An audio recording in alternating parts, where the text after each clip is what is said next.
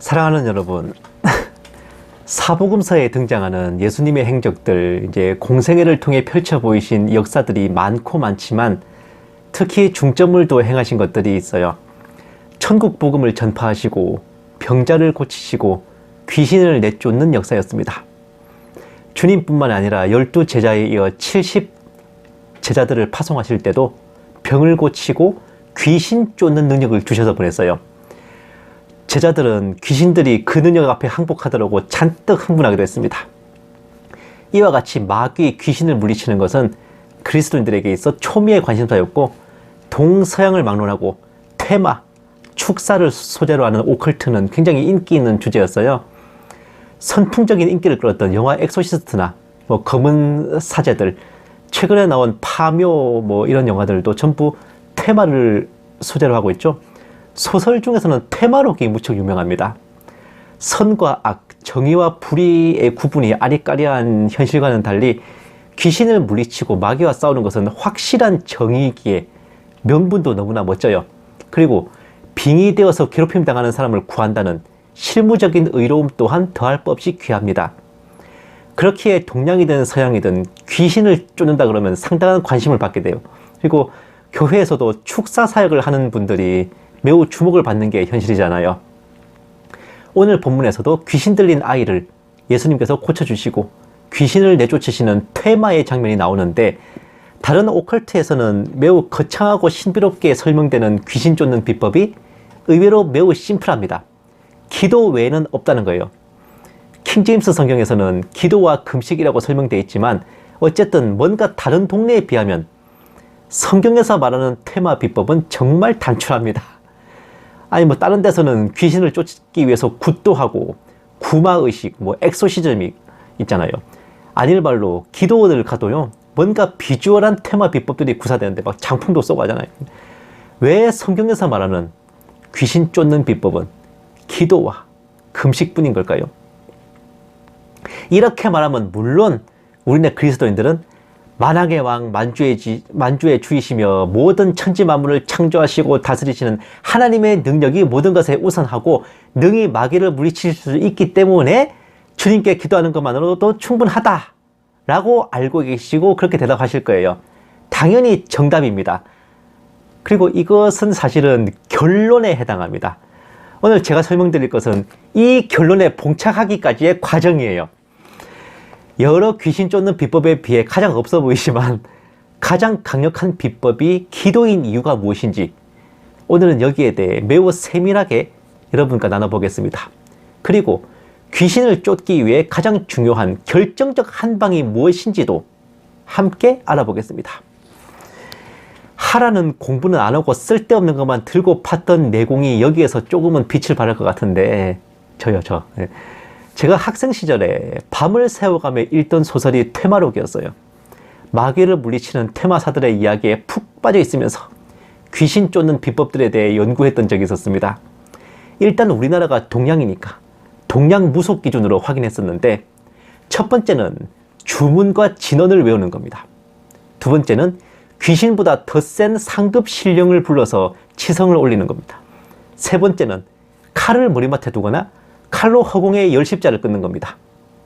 네 번째는 음양오행의 법칙에 따라 각 사물에 깃든 귀신을 그 사물과 상극이 되는 다른 물체를 이용해 퇴치하는 건데, 현재 요일 표시의 유래가 된 음양오행 일, 월, 화, 수, 목, 금, 토는 해, 달, 불, 물, 나무, 쇠, 흙을 의미합니다. 흙은 나무로 깨고, 불은 흙으로 막고, 불은 물로 끄고, 쇠는 불로 녹이고, 나무는 쇠로 베는 이런 식의 상성입니다. 예를 들면 귀신 붙은 나무는 쇠도끼로 베고 물귀신은 흙을 퍼부어 처리하는 그런 식이에요. 다섯 번째는 부적을 그려서 붙이는 것이고, 여섯 번째는 굿을 통해 사람에게 씌인 귀신을 돼지나 닭 같은 다른 동물에게 옮겨가게 한 후 그 동물을 죽여서 처리하는 겁니다. 일곱 번째는 닭피, 개피, 소피, 말피 이렇게 동물의 피를 뿌리거나 소금을 뿌리는 것. 소금 뿌리는 것은 되게 유명하죠. 그렇게들 처리합니다. 무속인이나 퇴마사 개인의 차이는 조금씩 있겠지만 무속과 도가에서 귀신을 쫓는 비법 99%가 여기에 포함됩니다. 물론 무당과 박수의 능력은 진짜 귀신을 쫓는 게 아니라 마귀의 놀이입니다. 쇼하는 거예요. 사탄의 능력이고 사람들을 미혹하기 위해 흉내만 낸 괴뢰에 불과하지만, 그런데 그럼에도 불구하고 걔네들은 어째서 그런 모습들을 띠게 된 걸까요? 물론 쇼라고 하지만은 그런 외형을 띠게 된 이유가 무엇일까 하는 거예요. 그러니까 그런 아이디어는 어디서 빌려온 걸까 이겁니다. 아시다시피 마귀는 창조 능력이 없고 모방하고 가장하는 그런 재능만 있어요. 귀신을 쫓는 것처럼 가장하고 쇼를 하는 거지만 모양새라도 저런 모양이 나오게 된 이유는 결국 근원을 거슬러 올라가면 하나님의 능력을 가장하고 흉내낸 것이기 때문입니다. 앞에서 나온 무속의 퇴마 비법이 하나님과 뭔 상관이냐 하실 수 있는데 상관이 있어요. 먼저 주문과 진언을 외우는 것은 성경 말씀을 외우고 기도를 하는 거에 해당합니다. 그거를 그쪽 버전으로 변조시킨 거예요. 귀신보다 더 센 상급 신령을 불러 치성을 하는 것은 우리가 성령님을 의지하는 것에 해당합니다. 또 칼을 머리맡에 두거나 칼로 열십자를 끊는 것, 이것은 성령의 검인 말씀, 그리고 주님의 십자가를 의지하여 악한 영에 대항하는 겁니다. 열십자가 끊는 거잖아요. 음양오행인 해와 달, 불과 물, 나무와 쇠, 흙 모두 뭡니까? 하나님의 피조물이죠. 각각의 상성과 상극은 하나님이 만드시고 주관하시는 자연의 창조 질서에 해당합니다. 그걸 이용하는 거예요. 또한 부적과 귀신 쫓는 주문에 반드시 들어가는 문구가 급급여율령이라고 하는 그 단어예요. 이게 한자로 급급여율령. 무슨 뜻이냐? 율법대로 조속히 시행하라. 원래 이게 중국 한나라 시절부터 공문서에 들어가는 구절입니다. 법대로 처리하세요 라는 거죠. 근데 되게 신기하지 않습니까? 법대로 신속히 시행하라. 이 문구가 귀신 쫓는 부적과 주문에 들어갔다는 거. 정말 신기한 일이지 않습니까? 잘 생각해 보면요. 아무리 귀신이 출몰하는 흉가나 폐가도 관청에서 행정명령을 내려 철거하면은 귀신 쪽도 못 씁니다. 중장비 불도저 불러가지고 갈아버리면은 그 터에 깃든 귀신 개뿔 힘도 없어요. 아무도 못해. 귀신이 깃들어 있다고 숭배받는 100년씩 뭐 수백 년 넘은 나무들도 조선시대도 그랬어. 지금도 그렇죠. 어명이요 한마디에 댕강 잘려져 나가도 반항은 뭐 못합니다. 산신령 어린 찍소리 못하지. 어명이요 한마디에. 장화 홍련전 같은 옛 설화에도 귀신들이 사또를 찾아와서 하소연을 하고 민원을 넣죠. 그리고 알아보기 힘들게 써서 그렇지 귀신 쫓는 부적의 내용이 뭐냐면은 무슨 법에 의거하여 귀하는 불법으로 타인의 신체에 빙의하였으니 즉시 퇴거하시기 바랍니다. 법대로 신속히 시행합니다. 퇴거하세요. 라는 일종의 강제 집행 공문입니다. 집행관들 와서 찹딱지 붙이는 거라고. 그게 부적입니다. 원리가, 부적의 원리가 그래요. 되게 신기하지 않습니까? 아니, 어떻게 국가의 행정 공문으로 귀신을 쫓아낼 수 있냐? 이유가 있습니다. 각 나라와 국민을 다스리는 권세가 하나님으로부터 나왔기 때문입니다. 그래서 국가의 공문서, 국가의 행정명령은 곧 하나님이 내리시는 명령에 해당하는 겁니다. 국가 공권력이 막강한 나라일수록 귀신이 설치거나 빙의되는 현상이 덜한 것도 이런 이유에서가 아닐까 하는 거예요. 또한 귀신을 다른 동물에게 옮겨가게 한 후 그 동물을 죽여서 처리하는 것도 바로 율법이 가르치는 희생제사입니다. 내 죄를 동물 제물에게 전가시켜 그 제물을 희생시켜 죄삼을 받는 것. 그리고 소피, 닭피, 개피, 말피 이렇게 제물의 피를 뿌리는 것도 죄를 사하시는 주님의 보혈에 해당하죠. 소금을 뿌리는 것도 뭡니까? 죄 사함받고 주님을 믿은 우리가 빛과 소금이 된 것에 해당하는 겁니다. 결국 퇴마사들이 귀신을 쫓아낸다는 모든 비법들은 결국은 하나님의 권세 일부를 흉내내고 가장하여서 자신들 버전으로 변조, 위조, 날조한 것에 불과하며 참 하나님과 직통으로 소통하는 그리스도인의 기도야말로 그 모든 비법보다 가장 압도적으로 뛰어난 최고이자 정품이자 진짜인 것입니다. 걔네들이 짝퉁이고 우리가 정품인 거예요. 또한 그렇기 때문에 하나님께서는 율법을 통해 명하시기를 무당을 살려두지 말고 길흉을 말하는 자와 마법사와 영을 부리는 자와 진언하는 자, 주문을 외우는 자들을 모조리 죽이라고 하신 겁니다.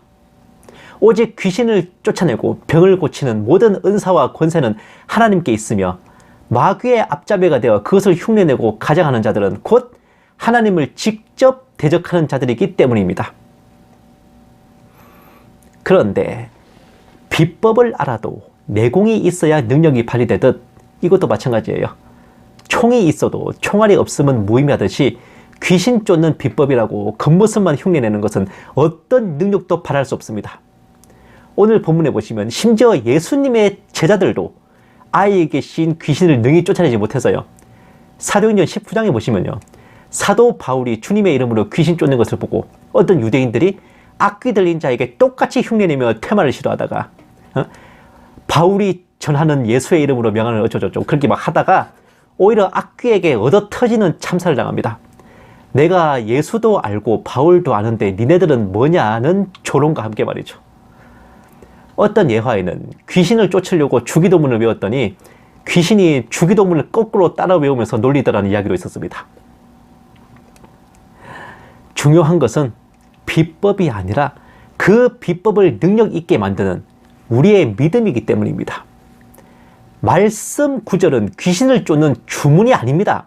그리고 기도를 흉내만 내서 하는 기도는 귀신을 쫓는 술수가 아닙니다. 아무 믿음도 없이 그저 말씀을 읊고 기도만 한다고 귀신이 두려워 떠는 게 아니라고요. 오히려 마귀가 우리보다 성경을 더 잘 알고 있습니다. 마귀가 주님을 시험할 때 바로 시편 91편을 내던졌잖아요. 성경 전체를 다 외우고 있을 수도 있어요. 그리고 한 분이신 하나님을 경외하고 주님 앞에 두려워 떠는 것은 우리보다 마귀가 더 진심으로 그렇게 할 겁니다. 진정으로 능력 있는 믿음은 오늘 내가 죽어도 주님을 만나 뵐 것이라는 구원의 확신, 전적 타락하고 전적 무능하지만 오직 주님의 은혜로 구원받고 죄사함 받았다는 확신, 나는 죄인이지만 의롭다 여겨주심으로 깨끗하게 되었다는 확신, 내 행실과 행위가 아닌 주님의 십자가 보혈과 긍휼히 여겨주심으로 구원을 받았다는 확신, 바로 그것입니다. 내 의, 내 행실, 내 거룩함, 내 공로, 내 자유의지와 내 능력, 내 은사 뭐 이런 것들이 아니라 나는 없고 오직 주님만을 높이는 믿음입니다. 내가 구원을 이루었다, 내가 구원을 받았다가 아니라 주님께서 나를 구원하셨다, 그것입니다. 그런 믿음을 가진 자의 영혼에 사탄 마귀는 결코 손을 뻗칠 수 없으며 군단 귀신이 와도 감히 범접치 못할 것입니다. 지금도 축산이 축균이 한다며 귀신 쫓는다고 나대는 많은 사이비들이 있습니다. 오직하면 주님께서도 주여 주여 하는 이단 사이비들에 대해 설명하시면서 그들이 주의 이름으로 선지자 노릇하고 주의 이름으로 귀신을 쫓아냈다고 뻗댈 것이라 하셨겠습니까? 귀신을 쫓는답시고 안순이 안찬이니 해대고 장풍을 쏴제끼면서 마귀야 네 이름이 무엇이냐 어쩌고 해댈 것이지만 그런 비주얼에 미혹돼서는 안 될 것입니다. 성경이 말하는 귀신 쫓는 비법은 오직 기도 그리고 금식, 그 비법을 능력 있게 해줄 확고한 믿음뿐입니다.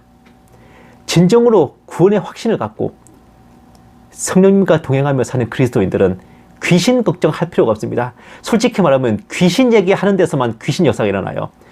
귀신을 쫓는다는 곳에서만 귀신에 씌이는 사람들이 나옵니다. 평범하게 구원의 확신을 갖고 신앙생활을 하면서 말씀을 배우고 성도들이 교제하는 그런 교회에서는 백날 천날 가도 귀신 코빼기도 비치지 않거든요.